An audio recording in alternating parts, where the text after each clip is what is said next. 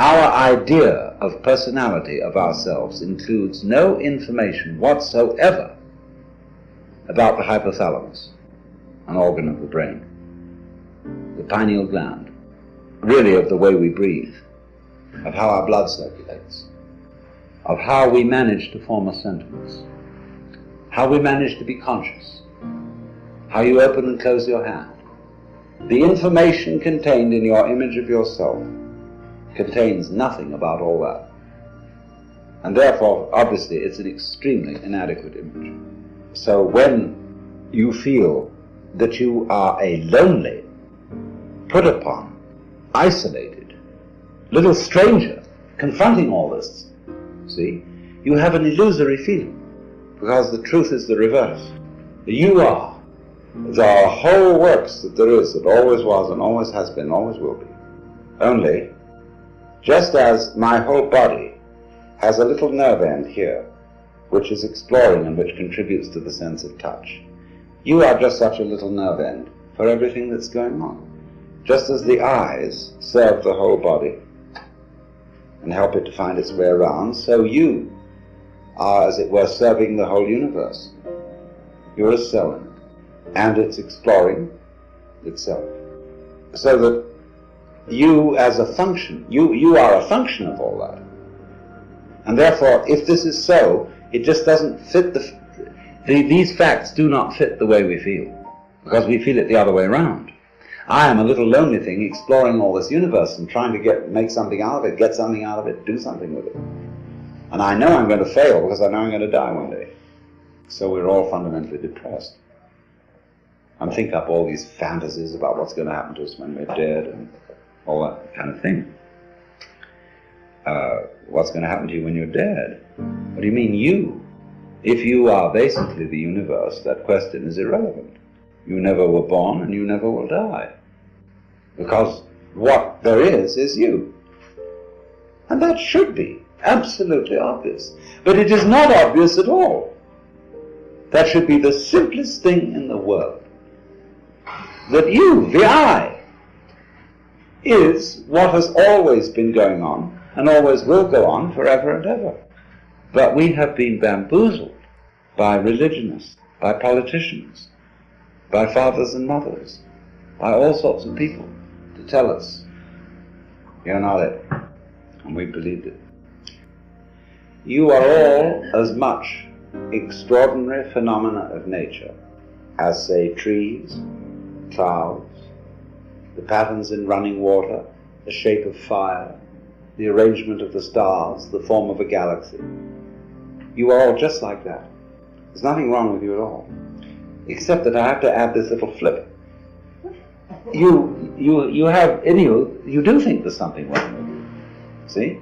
And there's no question, you do. We all object to ourselves in various ways. And I'm going to add, there's nothing wrong with that either. Because that's part of the flow. That's part of what is going on. That's part of what we do. So I don't, you see, what I'm actually going to do is I'm going to deliver you from a sense of guilt. Because I'm going to teach you that you needn't feel guilty because you feel guilty.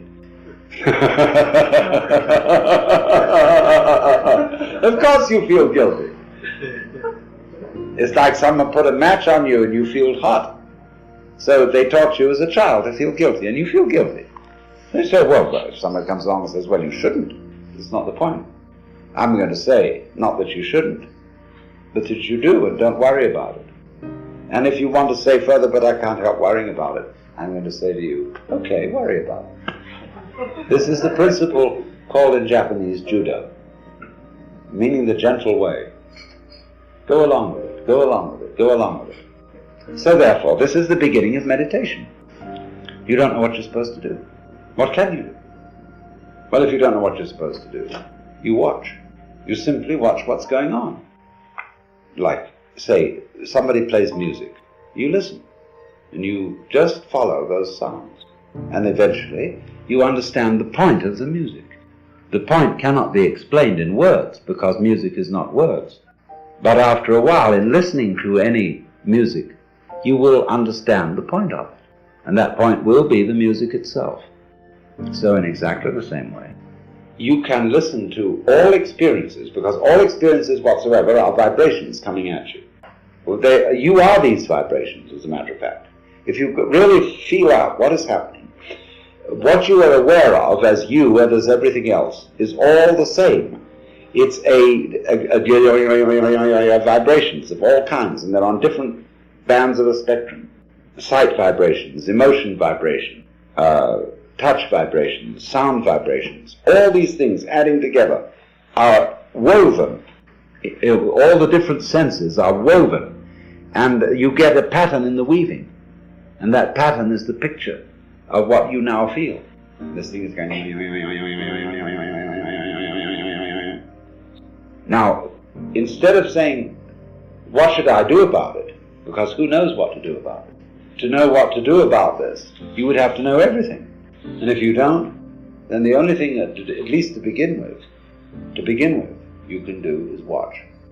Watch what's going on.